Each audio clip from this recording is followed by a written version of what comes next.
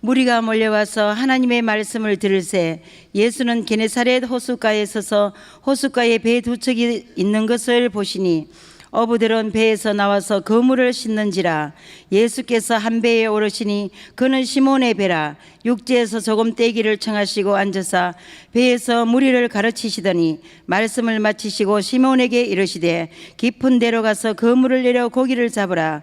시몬이 대답하여 이르되 선생님, 우리들이 밤이 새도록 수고하였으되 잡은 것이 없지만은 말씀에 의지하여 내가 그물을 내리리이다 하고, 그렇게 하니 고기를 잡은 것이 심히 많아 그물이 찢어지는지라. 이에 다른 배에 있는 동무들에게 손짓하여 와서 도와달라 하니 그들이 와서 두 배의 체험에 잠기게 되었더라. 시몬 베드로가 이를 보고 예수의 무릎 아래 엎드려 이르되 주여, 나를 떠나소서, 나는 죄인이로소이다 하니, 이는 자기 및 자기와 함께 있는 모든 사람이 고기 잡힌 것으로 말미암아 놀라고 세베대의 아들로서 시몬의 동업자인 야고보와 요한도 놀랐음이라. 예수께서 시몬에게 이르시되 무서워하지 말라, 이제 후로는 내가 사람을 취하리라 하시니 그들이 배들을 육지에 대고 모든 것을 버려두고 예수를 따르니라. 아멘. 정말 말 한마디가 얼마나 중요한가. 금방 이곳이 천국이 되는 것 같습니다. 네네. 늘 우리는 하나님이 주신 복된 말씀으로 서로를 격려하고 칭찬하고 축복해서 우리 모두가 복받기를 소망합니다. 어느 주일 저녁에 두 명의 친구가 술과 도박을 할 수 있는 장소로 가고 있었습니다. 마침 도박장 바로 옆에 교회가 하나 있었는데 교회 입구에 적혀있는 주일 설교 본문을 보게 되었습니다. 거기에는 죄의 삭은 사망이다 라고 쓰여 있었습니다. 그때 한 친구의 마음속에 죄책감이 생겼고 다른 친구에게 친구야, 오늘 우리 도박장 가지 말고 술집 가지 말고 교회 가자 라고 제안을 했습니다. 그러자 다른 친구는 야, 사람이 한번 결심했으면 가야지, 교회는 무슨 교회야 라고 말하며 거절했습니다. 결국 한 친구는 교회로 가고 한 친구는 도박장으로 갔습니다. 그날 교회에서 예배를 드린 친구는 회개하여 구원을 받게 되고 그의 삶은 완전히 변하게 되었죠. 30년이 지난 후 미국의 22대 대통령, 바로 클리브랜드 대통령이 되었습니다. 그가 대통령으로 취임하는 그 순간 30년 전 교회가 아닌 도박장을 선택했던 친구는 어떻게 되었을까? 그 친구는 술을 먹고 싸움을 하다가 결국 사람을 죽이게 되고 사형수가 되었습니다. 감옥에서 TV를 보는 중에 친구가 대통령이 된 것을 보고 깜짝 놀랐고 눈물을 많이 흘렸다고 합니다. 말하기를 저 친구는 30년 전에 교회로 가서 대통령이 되고 나는 도박장으로 가서 사형수가 되었다라고 죄수들에게 말했다고 합니다. 이 두 친구는 모두 킹스턴 법과대학을 다니던 학생들이었습니다. 능력의 차이는 없으나 어떤 길, 어떤 삶을 선택하느냐에 따라 삶이 완전히 달라지게 되는 것이죠. 아멘. 우리 옆 사람과 인사하겠습니다. 당신 오늘 참 좋은 곳에 오신 것입니다. 가장 복된 곳에 오신 것입니다. 당신도 30년 후에는 대통령이 될 수 있습니다. 아니면 자손 중에 대통령이 나올 것입니다. 예배 드리는 것이 가장 복된 것입니다. 기도하는 것이 가장 큰 투자입니다. 하나님께 예배하는 것이 가장 큰 복인 줄로 믿습니다. 오늘 본문 말씀을 보면 베드로의 반응을 좀 이해하기 힘들 수 있습니다. 그물을 씻고 있는 베드로에게 예수님이 찾아오지요. 설교하기 위해 배를 빌려달라고 했고 마치신 후에는 깊은 데로 가서 그물을 내리라 말씀하십니다. 밤새 아무것도 잡은 것이 없는 베드로였지만 순종하여 그물을 내립니다. 게네사렛 호수에는 더 이상 물고기가 없다라고 생각했는데 지직할 만큼 그물이 찢어질 만큼 많은 물고기가 잡힌 것입니다. 다른 배에게 손짓해서 도와달라고 하고 그물을 올리는 모습을 보자 베드로가 갑자기 무릎을 꿇고 주여, 나를 떠나소서, 나는 죄인입니다라고 말하는 것입니다. 배도 빌려드렸고 말씀에도 순종하여 깊은 데 가서 그물도 내렸는데 베드로는 왜 죄인이라고 고백할까요? 그 이야기의 배경은 이렇습니다. 안드레에게 예수님을 소개받은 베드로는 예수님을 만난 후에 이분이 메시아구나 확신하게 됐습니다. 그래서 친구 나다나엘에게 소개도 하였고 예수님께 친구들을 데려오기도 했습니다. 예수님과 함께 가나 혼인잔치에 가서 물로 포도주를 만드시는 사건도 경험했습니다. 함께 예루살렘에 올라가서 성전을 청결하게 하시는 사건, 돈을 바꾸는 상을 뒤엎고 비둘기 모든 동물들을 쫓아내고 내 집은 만민이 기도하는 집이다라고 외치셨던 그 소리를 함께 들었던 베드로였습니다. 그 밤에 산헤드린 회원이었던 니고데모가 찾아와 거듭나는 것에 대하여 말씀하셨습니다. 내려오는 길에 사마리아 마을로 들어가서 우물가에서 여인을 만나 생수가 터지는 예배의 삶을 설교하기도 하셨습니다. 그리고 다시 갈릴리 가나에 돌아오셔서 높은 지위에 있는 왕의 신하의 아들의 병을 고치신 것도 보았습니다. 그 이후 오늘 사건이 있는 것입니다. 베드로는 예수님을 다시 만나는 것입니다. 다시 만났다는 얘기는 어느 순간 예수님을 떠났다 또는 헤어졌다라는 것이겠죠. 무슨 연유인지는 알지 못하지만 예수님의 제자로서의 삶을 계속 살지 않고 떠났다, 헤어진 것이 됩니다. 베드로는 왜 예수님을 떠났던 것이며 예수님에게 무엇을 회개하고 있는 것일까? 오늘 우리들은 베드로처럼 무엇을 회개해야 할까를 살펴보기 원합니다. 첫 번째로 우리에게 회개가 필요한 이유는 예수님을 계속 따르지 않고 다시 세상 길로 갔기 때문입니다. 같이 한번 따라 하시겠습니다. 예수님을 계속 따르지 않고 다시 세상 길로 갔기 때문입니다. 오늘 본문 2절과 3절 말씀을 같이 읽겠습니다. 호숫가에 배 두 척이 있는 것을 보시니 어부들은 배에서 나와서 그물을 씻는지라. 예수께서 한 배에 오르시니 그 배는 시몬의 배라. 육지에서 조금 떼기를 청하시고 앉으사 배에서 무리를 가르치시더니. 베드로는 제자로 부름을 받았습니다. 그런데 다시 고기를 잡고 있습니다. 옛날 생활로, 과거로 돌아간 것입니다. 한때는 주님과 함께 밤이 새도록 복음을 전하기도 하고 병자들을 고치는 데 동참하기도 했는데 이제는 밤이 새도록 고기만 잡고 있었던 것입니다. 위험한 예루살렘에 올라가서도 같이 사역을 했는데 이제는 떨어져서 생활하고 있습니다. 기적과 병고침, 귀신들이 떨고 도망하는 것도 보았고 그랬었는데 이제는 그런 일에 별로 관심이 없어진 것입니다. 뒤돌아선 것이죠. 세상 사람을 보고 뒤돌아서고 이 세상을 보고 뒤돌아선 것입니다. 고향에 돌아와 봤더니 옛날 방식으로 베드로는 다시 돌아간 것입니다. 밤새 고기를 잡던 옛날 방식, 영적인 생활보다는 먹고 사는 일에 집중하던 육적인 생활로 돌아가신 것입니다. 그것이 조금씩 예수님으로부터 멀어지게 하더니 완전 떠나게 된 것이죠. 조금씩 멀어진 것이 예수님과는 완전히 결별된 생활을 하게 되는 것입니다. 결국 예수님은 낮에 속한 사람이 되고 자신은 밤에 속한 사람이 되어버린 것입니다. 세상의 일은, 세상 길은 나쁜 것은 아닙니다. 가족을 돌보기 위해 밤새 고기를 잡는 것은, 죄를 짓는 것은 아닙니다. 그러나 제자들에게, 크리스천들에게 고기를 잡는 것은 부르심을 외면하는 것이 되기에 죄가 될 수 있습니다. 군인으로 부름을 받았다면 그 자리를 지켜야 됩니다. 이탈하게 되면 탈영이 되는 것처럼 제자로 부르심을 받았는데, 그리스도인으로 부르심을 받았는데 고기 잡는 일에만 집중한다면 그것이 죄가 되는 것이죠. 오늘날 베드로처럼 살아가는 분들이 많이 있습니다. 예수님을 안다고 믿는다고 하는데도 전혀 삶이 변화되지 않고 계속해서 밤에 고기를 잡으려고 하는 인생. 하나님을 사랑하는데, 하나님을 사랑하고 생활하고 그렇게 살아가져야 되는데 마음이 굳어지고 밤새 고기만 잡느라 지쳐가는 사람들. 구원의 은혜는 입었으나 병고침과 응답의 체험도 있었으나 여전히 육적인 것만 추구하게 되는 그런 땅에 붙어있는 사람들의 마음이 많이 있다는 것입니다.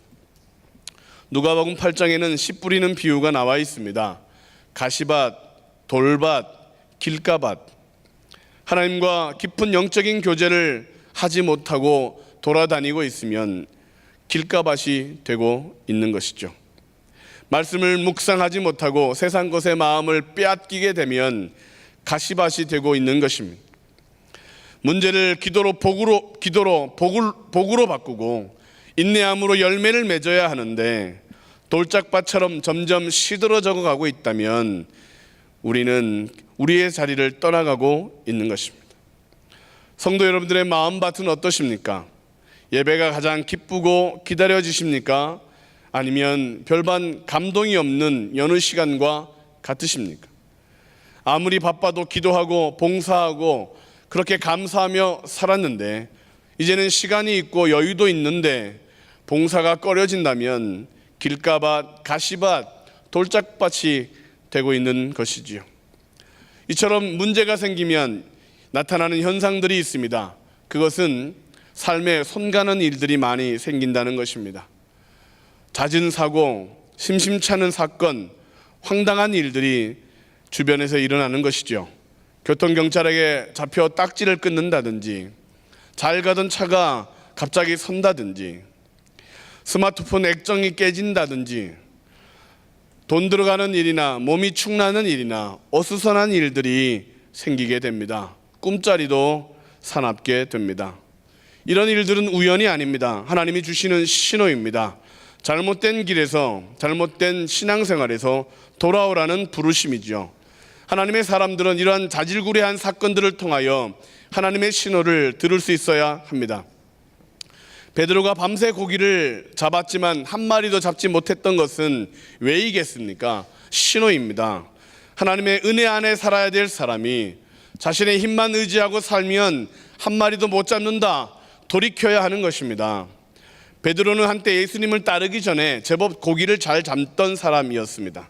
베드로, 야, 고기 잘 잡는 그런 사람이지, 능력 있지. 그러나 예수님의 제자가 된 이후에 베드로는 제자이기 때문에 고기를 잘 잡아서는 안 됩니다. 고기 안 잡히는 것이 우연이 아니라는 사건이죠. 하나님의 은혜로 살아야 되는데 은혜를 떠나버리면 아무것도 얻을 것이 없게 되는 것입니다. 예전에는 잘 되던 일들이 안 되고 잘할 수 있던 일들도 막 어수선하게 되는 이유는 뭐냐? 자리를 떠났기 때문에 그렇습니다. 성경에 보면 출애굽한 이스라엘 백성들은 다시 애굽으로 돌아가려고 하는 일들을 많이 행합니다. 애굽으로 돌아가면 다 죽습니다. 망하게 됩니다. 노예로 살 때는 그 땅에 살 때 아무 이상이 없었습니다.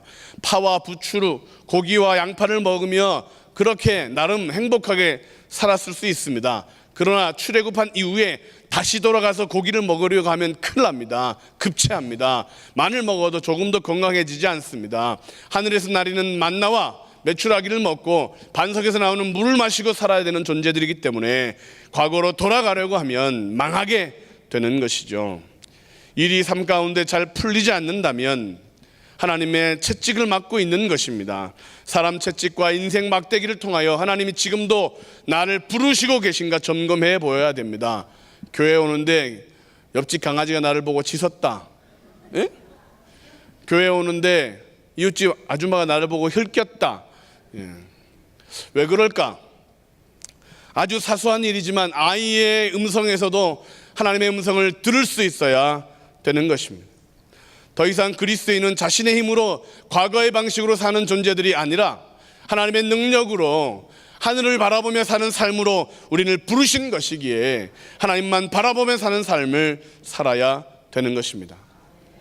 우리의 죄성은 끊임없이 하나님이 없이 살아가도록 합니다. 기회만 주어지면 언제든지 예전처럼 육신으로 세상 것으로 즐기며 살아가려고 합니다.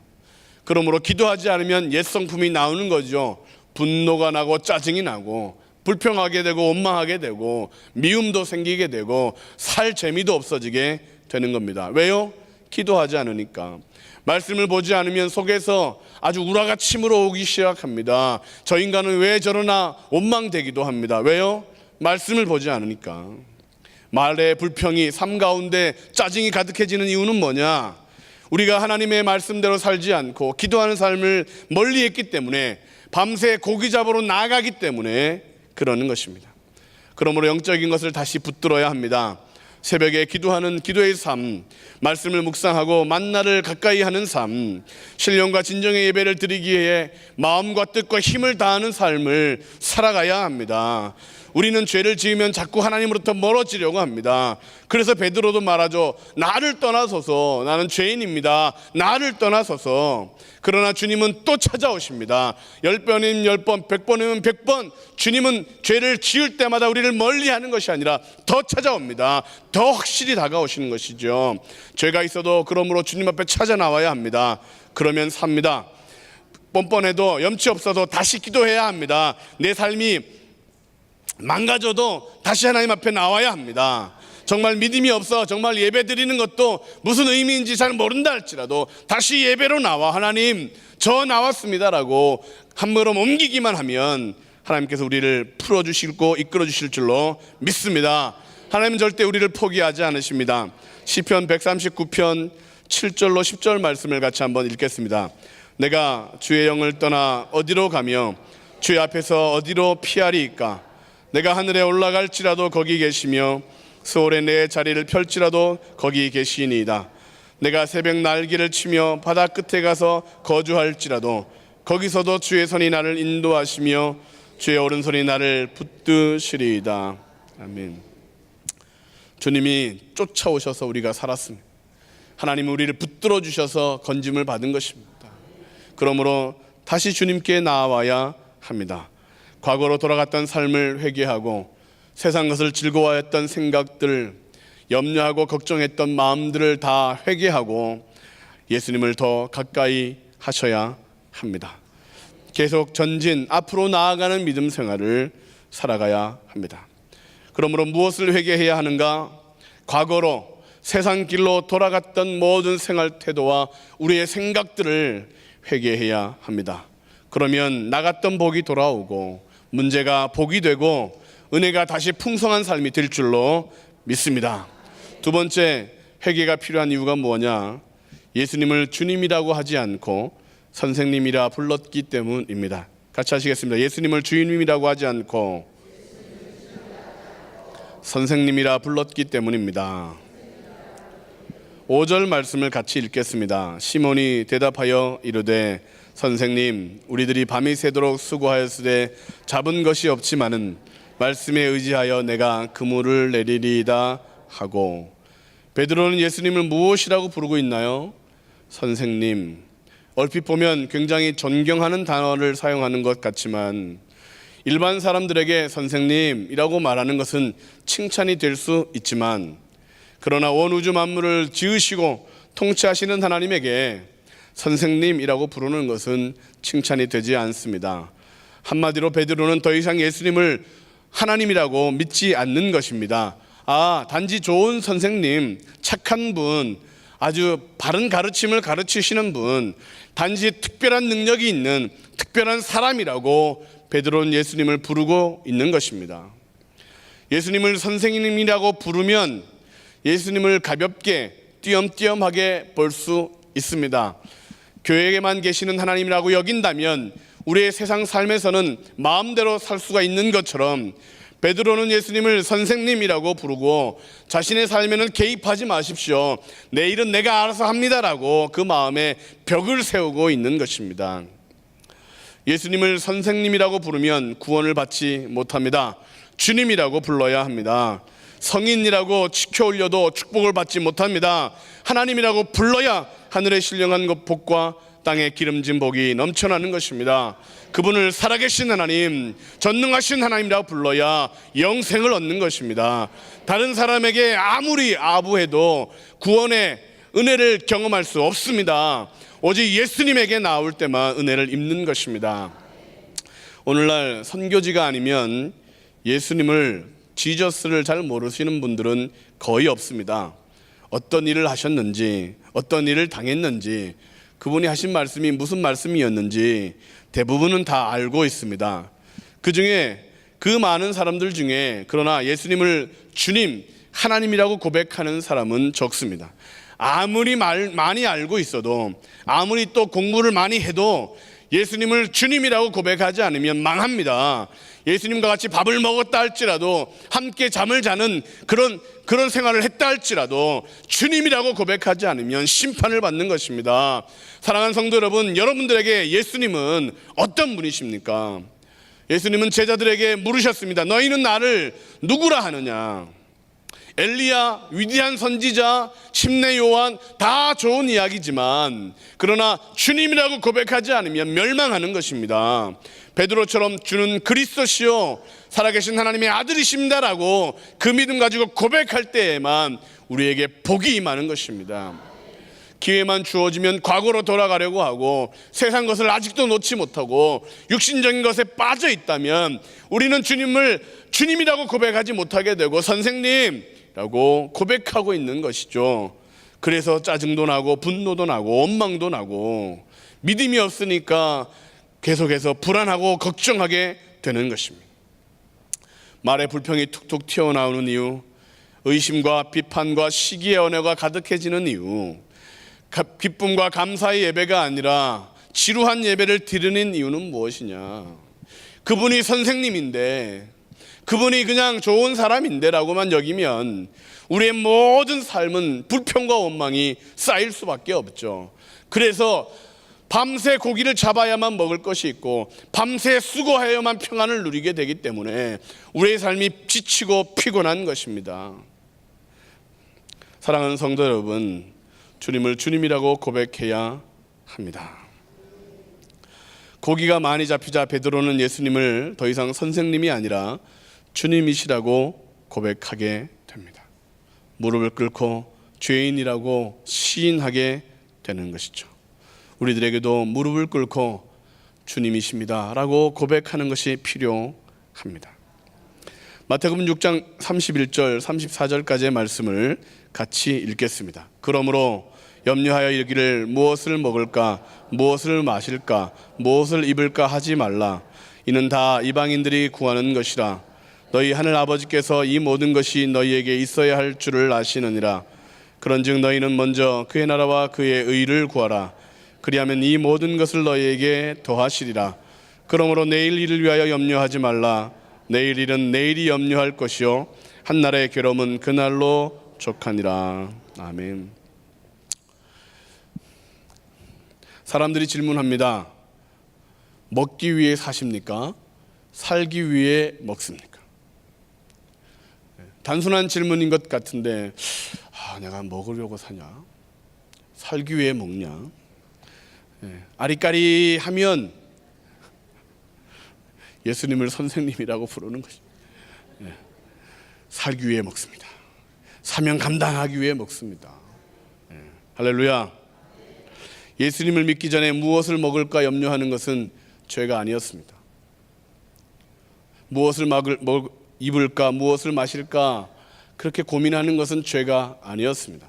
그러나 예수님을 만나서 주님이라고 불렀다면 무엇을 먹지, 무엇을 입지, 어떻게 살지 걱정하는 것, 염려하는 것, 그것은 죄라는 거예요.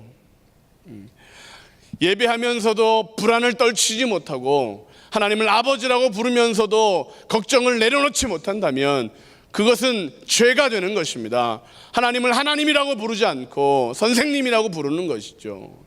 나의 아버지라고 부르지 않고 옆집 아저씨라고 여기는 것이죠. 제자들이 주님을 주님이라고 인정하지 않으면 다시 고기 잡으러 가야 됩니다. 제자들은 집으로 돌아가서 고기 잡을 것을만 생각하고 예수님을 전하는 것을 잊어버립니다. 왜요? 선생님을 모셨다가 왔기 때문에 그렇죠. 동무들을 만나 밤새 고기를 잡을 것을 약속은 했지만 예수님을 자랑하지 못했습니다. 왜요? 선생님은 나의 삶을 책임져 주지 않는다라고 생각했기 때문에 그렇습니다. 고기 잡을 생각에 예수님의 옛자도 친구들에게 말하지 못했던 것입니다. 예수님을 이웃에게 소개하지도 못하고 친구에게 자랑하지도 못하고 가족에게 예수님 믿어야 산다라고 말 한마디 못하고 있는 것이죠. 왜요? 목구멍이 포도청이라 산적한 문제가 가득해서 그렇게 우리는 밤새 고기 잡을 계획만 세우고 있는 것입니다. 빈 그물을 던지고 또 던지고, 뭔가 잡은 것 같은데 돌아보면 없고, 한 달 월급을 받아서 좋은 것 같은데 돌아보면 은행은 제로고, 뭔가 이룬 것 같은데 돌아보면 또 아이고 문제가 산적한 이유는 뭐냐? 우리가 예수님을 이야기하지 않고 고기 잡고 있기 때문에 그렇습니다. 국제 정세가 나빠져서 삶이 어려워지는 것이 아니죠. 사는 것에 지쳐서 가족들이 싸우는 것이 아닙니다. 은혜가 떨어지면 있어도 부족하고, 믿음으로 살지 않으면 가족 간에 늘 불화가 생기게 되어 있습니다. 예수님을 모든 관계 속에 플러스로 두지 않으면 다 잃어버리게 되는 것이죠. 예배 드리고 가야 집안 분위기가 달라지는 것이죠. 기도하고 나야 말이 달라지는 것입니다. 넌 잘 될 수 있어. 하나님 널 복 주실 거야. 말한 대로 이루어질 거야. 그 확신이 생기는 것이죠. 하나님을 어떻게 부르시느냐는 중요합니다. 그분은 여호와 이레, 예비하시는 하나님, 나의 필요를 채우시는 하나님. 여호와 니시, 나의 삶 가운데 승리가 되어주시는 하나님. 여호와 샬롬, 그분 나의 평강을 지키시는 하나님. 삼마, 성전에 계셔서 나의 기도를 들으시는 하나님. 여호와 라파, 치료하시는 하나님. 의로운 태양으로 우리를 비춰주시는 하나님. 엘샤다이, 전능하신 창조주 하나님. 임마누엘, 우리와 영원히 함께 하시는 하나님. 그 이름을 부르는 자, 그 이름을 믿는 자, 그 이름 앞에 나오는 자는 모두 구원과 영생을 얻는다. 그 이름을 외치는 자에게 능력이 주어진다. 우리는 무엇을 회개해야 되느냐? 예수님을 주님이라고 부르지 않았던 우리의 시간들, 그분을 하나님이라고 외치지 않았던 우리의 모든 순간들을 회개해야 합니다. 마지막으로 무엇을 회개해야 하느냐? 사람 낚는 어부가 되려 하지 않고 고기만 잡았기 때문입니다. 같이 한번 하시겠습니다. 사람을 낚는 어부가 되려 하지 않고 고기만 잡았기 때문입니다. 우리 6절부터 8절까지 말씀을 같이 한번 읽겠습니다. 시작.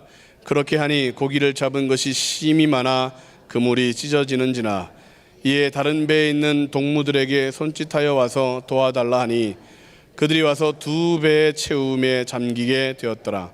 시몬 베드로가 이를 보고 예수의 무릎 아래에 엎드려 이르되 주여, 나를 떠나소서, 나는 죄인으로소이다. 베드로는 고기가 많이 잡히자 죄인이라고 고백합니다. 왜요? 더 이상 고기를 잡아서는 안 되는 사람이기 때문에 그렇습니다. 사람을 낚는 어부로 부름을 받았기 때문에 고기를 아무리 많이 잡아도 칭찬을 받지 못합니다. 예수님을 만나기 전까지의 그의 직업은 어부였죠. 고기를 많이 잡는 것은 칭찬이었고 유능한 것이었습니다. 그러나 예수님의 부르심을 받고 난 이후에는 그는 사람을 낚아야 칭찬을 받는 존재가 됩니다. 베드로가 밤새 고기를 잡으려고 했다는 것은 밤새 불순종의 시간을 보냈다는 것입니다. 다음날 고기를 또 잡으려고 그물을 싣고 있는 것은 하나님과 상관없이 내일도 살겠다는 그런 불순종의 마음이 있는 것입니다. 사명을 저버린 것이죠. 예수님을 믿기 전에 사람들의 사명은 의사였습니다. 교사였습니다. 운동선수였습니다. 잘 사는 사람이었습니다. 그러나 예수님을 믿고 나면 그들의 사명이 달라지게 되는 거죠. 예수님을 잘 전하는 의사, 예수님의 마음으로 아이들을 가르치는 교사, 예수님을 자랑하고 칭찬받도록 하는 운동선수가 되는 것이 그들의 목적이, 그들의 사명이 되는 것이죠. 예수님을 믿으면서도 여전히 병만 잘 고치고 있으면 그 사람은 불순종하는 자입니다. 예수님을 알면서도 사람들에게 예수님의 마음으로 가르치지 않으면, 아이들에게 예수님의 사랑을 이야기하지 않으면 그 사람은 불순종하는 사람인 것이죠. 예수님을 믿으면서도 공만 차거나 공만 때리거나 공만 쫓아다니면 불순종하는 것입니다. 예수님을 전해야, 예수님을 소개해야, 하나님을 기쁘시게 하는 삶을 살아야 그 사람은 칭찬받는 그리스도인이 되는 것입니다. 베드로는 왜 순종하지 못했을까? 고향에 돌아오자마자 왜 다시 고기 잡는 삶으로 갔을까? 아마도 자신이 제일 잘하는 일이 그 일이라고 여겼을 것입니다. 기도해서 병을 낫게 하는 것, 예수 이름으로 귀신을 쫓아내고 저주를 끊어버리는 것은 자신과는 맞지 않는다고 여겼을 수도 있습니다. 어찌하여 의심하느냐 믿음이 적은 자들아 라고 주님이 늘 말씀하셔도 그 믿음이 커지지 않습니다. 너는 못해 라는 말을 많이 들었던 아이들처럼 베드로는 자존심이 낮아서 그랬을 수도 있습니다. 예수님은 넌 할 수 있어, 넌 잘할 수 있어 라고 끊임없이 우리를 칭찬하고 격려해도 난 할 수 없어, 난 못해 라고 말하는 아이와 같습니다. 어느 초등학생의 시가 있습니다. 제목이 용기입니다. 용기. 한번 들어보십시오. 넌 충분히 할 수 있어, 사람들이 말했습니다. 용기를 내야지, 사람들이 말했습니다. 그래서 나는 용기를 내었습니다. 용기를 내서 이렇게 말했습니다. 나는 못해요. 용기.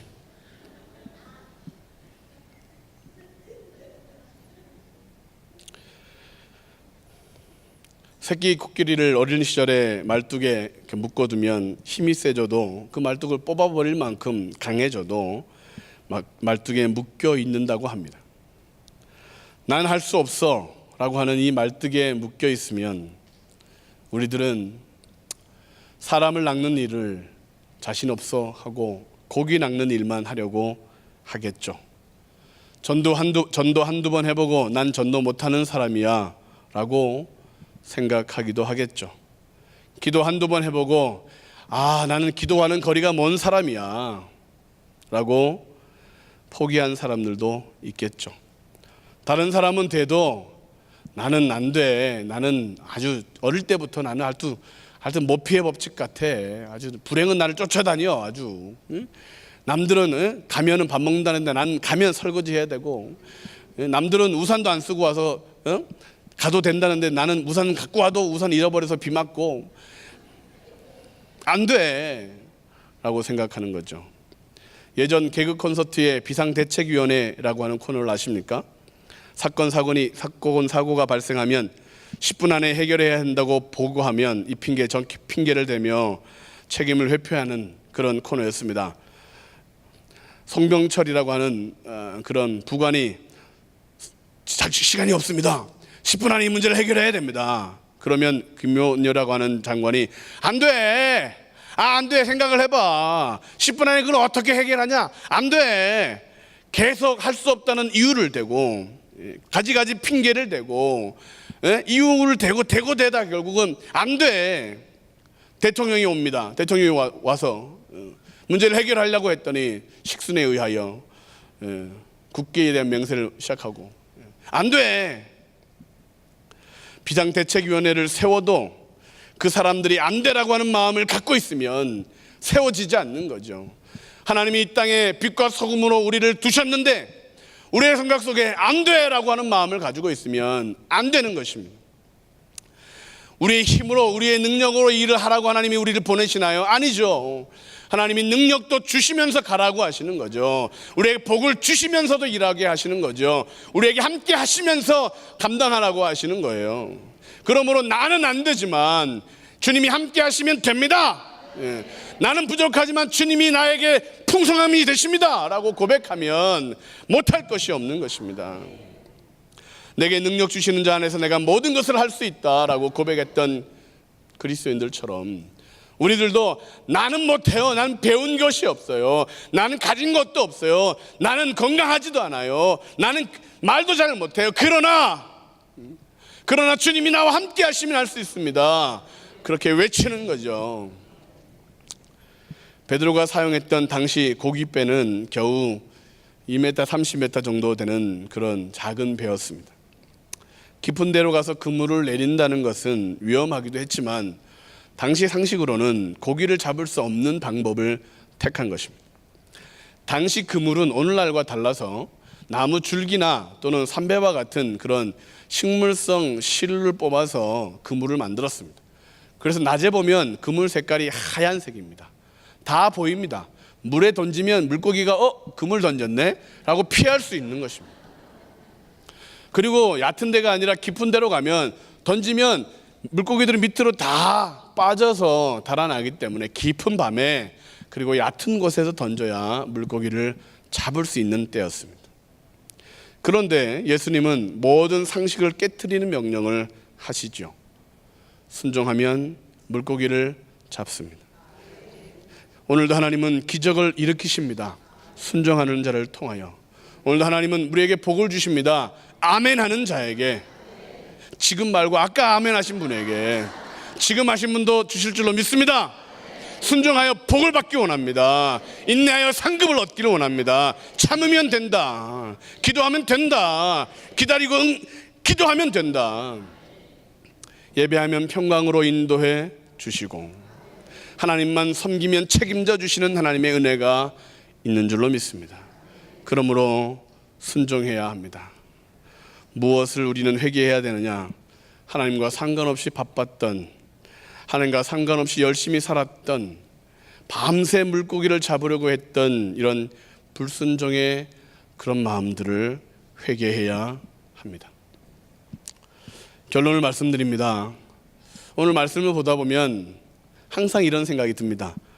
예수님은 왜 고기를 잡게 하셨을까? 나중에 다 버리는데 낭비 아니냐? 또 고기만 불쌍한 거 아니냐? 고기가 무슨 죄가 있냐?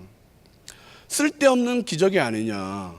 배와 그물을 다 버려두고 예수님을 따랐는데 아마도 베드로 때문에 손해입은 사람들에게 주님이 대신 갚아주시는 것이 아닐까. 주님을 따르는 삶을 살면 베드로야, 이런 삶은 한 번에 끝나. 너 걱정 평생 할 것 같지? 아니야. 나를 믿으면 그냥 끝나.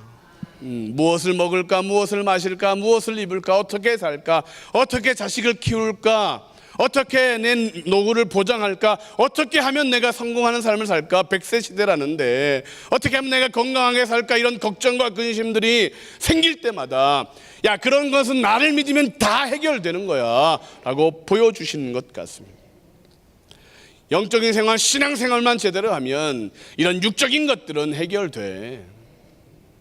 아마 베드로가 빚졌겠죠. 예수님을 따라다닌다고 집안 살림을 등한시했기 때문에 빚을 졌을 수도 있습니다. 주님을 믿는다고 우리가 직장도 잠시 멈추고 섬길 수도 있습니다. 그러면 하나님이 책임져 주신다. 이것들 우리에게 보여주시는 것 아닐까요? 하나님이 나에게 일을 맡기실 때, 이 귀한 직분 충성되게 여겨 맡겨주실 때에 감당하기 위해서 내가 헌신하면, 내가 손해를 보면 하나님께서 책임져 주시는 것들을 보여주시는 것이죠. 그러므로 물고기 잡으려고 하지 마라. 사명을 붙들어라. 세상 일에 빠지지 마라. 먼저 그의 나라와 그의 의를 구하라. 이 모든 것을 더하여 주신다. 고기를 위해 살지 말고 주님의 제자로 삼아라. 고기는 주님이 책임져 주신다. 사랑하는 성도 여러분, 오늘 여러분들은 물고기를 잡다가 오셨습니까? 사람을 낚다가 오셨습니다. 이제 교회 예배 끝나고 가면 아유, 어떻게 물고기를 잡을까? 그렇게 생각하실 것입니까? 아니면 어떻게 하면 사람을 낚는 어부가 될까를 고민하시겠습니까? 같이 한번 기도하시겠습니다.